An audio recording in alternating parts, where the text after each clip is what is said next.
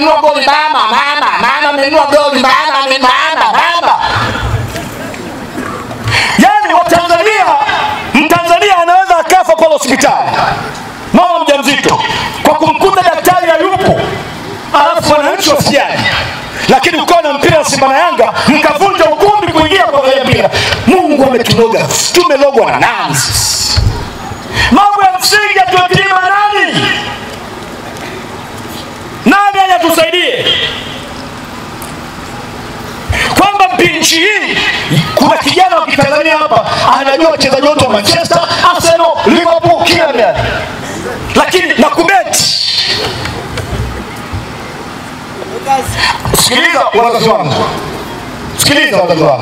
Mimi juzi nilikuwa Arusha. Naongea na binti moja ya miaka 24. Tunakula chakula. Nikamuuliza, una rafiki? Una mpango wa kuolewa hivi karibuni? Akaniambia anaolewa na nani? Nikamwambia mbona vijana rika lako wengi? Akasema kwani vijana rika lako kuna wanaume wa kuoa? Nikamwambia na maana gani? Akasema unajua kwa nini wasichana wa siku hizi wanatembea na waume za watu? Kwa sababu vijana rika letu wamekuwa pumbavu. Beti, ushabiki, disco, shisha. Sasa mnaona kawaida, lakini kizazi kinaisha. Sisi tunaongea hivi, tulikutana na wazazi ambao ukifanya kosa nyumbani, ukifanya kosa hapa, jirani anakupiga. Watoto wenu wanakuwa mandazi wazee wangu. Ndio maana wanaume siku hizi wasafi kuliko wanawake. Na wasichana hawataki. Tutakula kweli. Huyu bwana amekaa legelege huyu. Wanashinda pombe kila mahali asubuhi zinauzwa. Wanaumwa figo hili kwa sababu ya ulevi.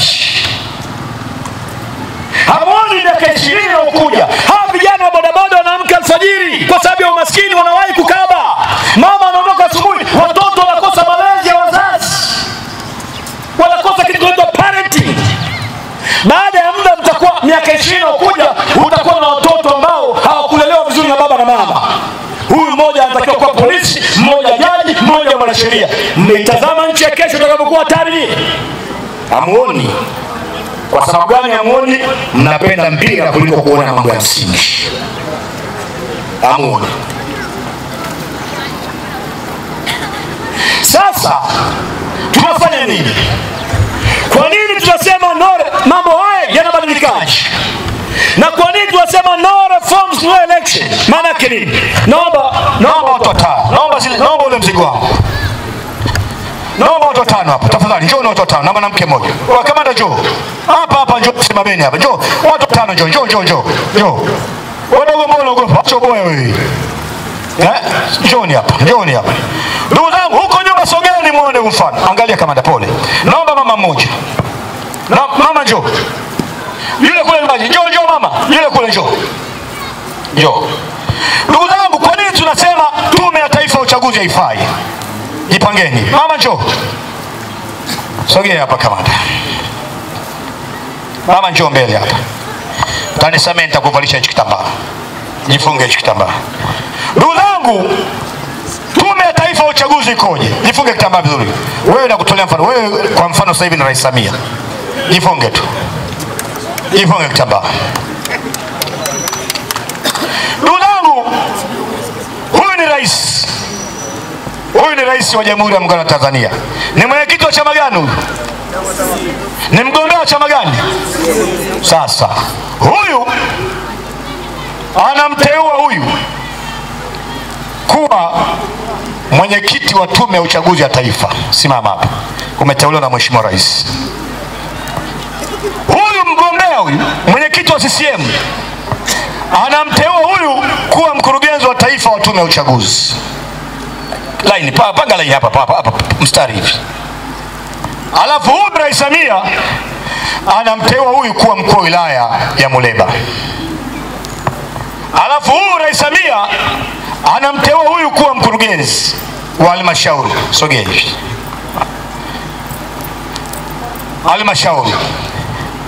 Alafu huyu ni mtendaji, anakaa nyuma ya mkurugenzi. mtendaji anafanya chini ya halmashauri. Alafu huyu ni mwalimu msimamizi wa uchaguzi kwenye kituo, yuko chini ya mtendaji na mkurugenzi. Huyu mkurugenzi huyu ni kada boya kabisa huyu. Huyu mkuu wa wilaya ni kada, si mnafahamu? Huyu ni mjumbe wa mkutano, mjumbe wa kamati ya siasa ya nini ya wilaya. Jo, huyu hapa mfano, hebu bora singue hii pose. Huyu ni DC, sio? Nyuma huyu DC, nyuma yake huyu ni OCD. Naomba mtu mmoja, naomba njoo hata njoo. Huyu sikiliza, huyu mkuu wa wilaya, huyu nyuma yake mkuu wa wilaya ni mwenyekiti wa wilaya. Itapendeza zaidi ikiwa hivyo, tulia. Mwenyekiti wa wilaya CCM ambaye ni bosi wake DC. Alafu DC anamsimamia OCD. Kapa. Vile vile DC, naomba mtu mmoja, njoo kamanda. DC anamsimamia DSO. Kageuka hapa. Huyu ni afisa wa usalama wa wilaya. Si mnawajua wale? Sasa Mheshimiwa Rais, hao wote wanasimamia uchaguzi. Huyu mkurugenzi anasimamia ngazi ya jimbo, mtendaji anasimamia ngazi ya kata. Huyu mkurugenzi bosi wake DC bosi wake mwenyekiti wa CCM wilaya. Alafu huyu DC kama tukameletwa hapa. Jamani Mleba mjambo, CCM oye. Jamani mimi ndio mkuu wenu wa wilaya, nimeletwa hapa na Mheshimiwa Rais. Kwa hiyo mimi hapa ndio mwenyekiti wa kamati ya ulinzi na usalama. Hakajui chochote. Hakajasomea masuala yote ya ulinzi na usalama. Alafu anakuja anakuwa bosi wa OCD, anakuja kuwa bosi wa usalama wa taifa. Hajui chochote kuhusu usalama. Huyu anasimamia uchaguzi wa rais na uchaguzi ndio mratibu wa rais. Huyu bosi wake atakayemtangaza rais. Wote hawa wamechaguliwa na huyu hapa. Sasa Mheshimiwa Rais, sisi hatuna ugomvi na wewe. Umeupiga mwingi, umejenga madaraja, hakuna kama mama, una noma na sisi. Tunasema hivi, hii tume hii sio tume huru. Hii tume ni sawasawa na Haji Manara afawe refa kwenye mpira wa Simba na Yanga. Tunasema hivi, hatutaki tutengeneze kitu huru ambacho kitasimamiwa na sheria huru, ambacho hakitakupendelea wewe na uteuzi wake hautatokana na wewe. Sitaki. Kwa nini utaki mama? Mtanishinda, waini anatufunga. Sasa Muleba na wauliza, niacheni vifaa vyangu vya kazi. Muleba na wauliza, hapa kuna tume huru? Hoja yetu ya no reforms no election ni ya msingi ama sio ya msingi? Wangapi wanasema ni ya msingi? Sasa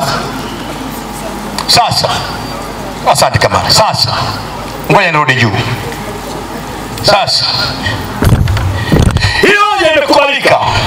Bunge la Umoja wa Ulaya, moja ya ajenda zao ambazo wanazifanyia resolution ni lazima Chadema, chama kikuu cha upinzani, kiingia kwenye uchaguzi na lazima sheria za uchaguzi zibadilishwe. Marekani mtasikia wataongea kila mara tuongea. Tumesema hivi, tutaenda kila mahali kushawishi haki na ukweli huu. Sasa baada ya hiyo wamegundua mimi wamenifuata. Mheshimiwa Lema, habari yako bwana? Salama. Tuonane. Sawa. Tuonane nimeria pale hotel. Mama ana shida na wewe na mimi sina shida naye. Kwa nini wewe na shida na mama? Sasa najua Mheshimiwa Lema kitu kimoja. Kitu gani? Punguza mdomo tukuachie jimbo. Hivi mimi ninavyoongea hivi, ukaniambia nipunguze mdomo, si unaniua? Ewa kina mama kule. Yaani nyema kwa uchache tu niliponiona hivi mimi. Uniambia nisiongee, si unaniua kabisa. Wanaonga. Mimi nimefuatwa na watu wasiozidi 4. Tunakuachia jimbo kaa kimya. Nikawaambia kwa nini nilimkimbia Magufuli? Mimi nilikuwa na ofa kwa mbunge wa Arusha mjini. Mlisikia speaker amemwambia mimi nilikuwa nadaiwa milioni 600 bungeni, si mlisikia? Ni walikuwa wanadai kweli. Nilizikopa zilafu hawakuziona kwenye account. Sababu niliwashtukia maboya waanza kufuza bunge hapo kabaki. Ile kipindi cha wale pressure, au msemaji? Msemaji ndugu zangu haya. Mtaka ndio bora. Kama nilikuwa naenda pale wasibu, nafika pale. Mheshimiwa Mwasibu, kuna hela yote leo nitakopa hapa. Mheshimiwa, hapa ukitaka kukopa kiwa mgongo chako unaweza ukakopa ngoja mpaka milioni 250 leta. Nikaenda tena, siku moja nikaenda tena. Wakapiga hesabu vibaya. Sio wakaingiza 300. Na mimi nikaiamisha faster. Walimaidi. Wakaingia bungeni. Ulema, hana stress, hana iwala. Uliona? Sasa wakati mimi nafukuzwa bunge mwaka mzima, wakaacha kunilipia mshahara. Nikiwa jela wakaacha kunilipia mshahara. Na nilikuwa nalipa rejesho hela nyingi milioni 10 kwa mwezi. Ili sasa walipoacha kunilipia mshahara, CRDB wakaniandikia barua ya kutishia kuuza mali zangu. Nafikiri ni wajibu barua nzuri kuliko barua yote ambayo nimeshaandika kwenye maisha yangu. Niliwaambia msipate shida kunipeleka mahakamani kama mnataka kuuza mali zangu. Tafuteni muda sana siku niwatembeze mkakague mali zangu zote. Kitu ambacho tu nitapigana mpaka kufa msiguse ni familia yangu na roho yangu. You are sincerely, God bless them. Waliingia baridi wale, wakaja ukoo wa mzima watanijia Arusha. Mheshimiwa, kuna kikao cha makamishna kutoka wapi? Nikaenda na mtoto wangu, alikuwa na mdogo na 13. Tukasema, sasa mtoto atoke, hataki tumharibu kisaikolojia. Mtoto akamwambia, no, we know everything. No, we know everything here. Let's talk. Sasa mheshimiwa, deni lilikuwa kubwa, nikasema mimi nitalilipa. Tulipange kimkakati. Kazi wangu mmoja akaniambia, mheshimiwa, sikubali tu CCM wanavyotaka. Nikasema over my daily body. Sifanyi kazi ya dhambi kwa sababu nilipio deni. Sawa. Bashiru ndugu yenu. Huyu Bashiru. Yule kwa kado. Akanipigia simu. Tutalipa deni. Tutakupa na hela nyingine. Tunakupa na ubunge, hakuna kura maoni hapo. Nikamwambia bro, mimi sio blue band commissions. Sio. Kwa mimi nikakimbia. Na mkurugenzi wa usalama wa taifa Kipilimba ananiambia njoo huku, tukupe na ulinzi. Tukakataa. Kwa nilipokimbia wakafikiri watauza kila kitu. Sasa ukitaka kujua Mungu ni mkubwa. Mimi sidaiwi. Ndugai sio speaker. Bashiru sio katibu mkuu. Na Magufuli kafa. Huo sio ushuhuda huo. Huo sio ushuhuda huo. Ushenda kanisani wakuta walokole waruka hata kuuza jipsa. Ndio mimi sasa. Wajua kuna kale karibu. Nimemuona bwana. Unajua wale karibu? Mimi nikaona kaka. Nimerudi. Nimekuta Magufuli hapo. Bashiru sio katibu mkuu. Kipilimba sio mkurugenzi wa usalama wa taifa. Ndugai analima korosho sio wapi sasa hivi. Sio mnamjua na mwanagaji. Nasema hivi maana yake nini? Askari sikiliza. Ninasema hivi niwaambie hivi askari, msifanye dhulma kwa sababu ya kutetea cheo ama mshahara. Ni bora mateso yanaambatana haki kuliko starehe inaambatana dhulma. Nyie mnasema mheshimiwa tunapewa oda. Oda gani hiyo ya kuumiza watu? Ya kuiba uchaguzi. Hawalipi vizuri. Hatutaki mpendeleo Chadema, ila tunataka mwe tayari kufa kwa ajili ya haki. Mwambie usinichukua kofia yako. Siwezi kufanya hicho kitu. Utafukuzwa kazi. Mungu atafungua mlango mwingine mkubwa kuliko huu. Mimi nimeona kwenye maisha yangu. Kila nilipopata mateso kwa ajili ya haki, niliona Mungu amefungua mlango. Kama kuna kitu CCM umenisaidia, niliponikimbiza nchi hii. Alisema nimenifungulia life kubwa sana. Yaani nimenifungulia life kubwa sana. Watoto wangu wako hapa. Mheshimiwa anasema hivyo kwa vile wako hapa na hawarudi mapema. Hawarudi mapema. Habari ni kwamba hawarudi mapema. Hata watoto wangu niliweza kuondoa hapa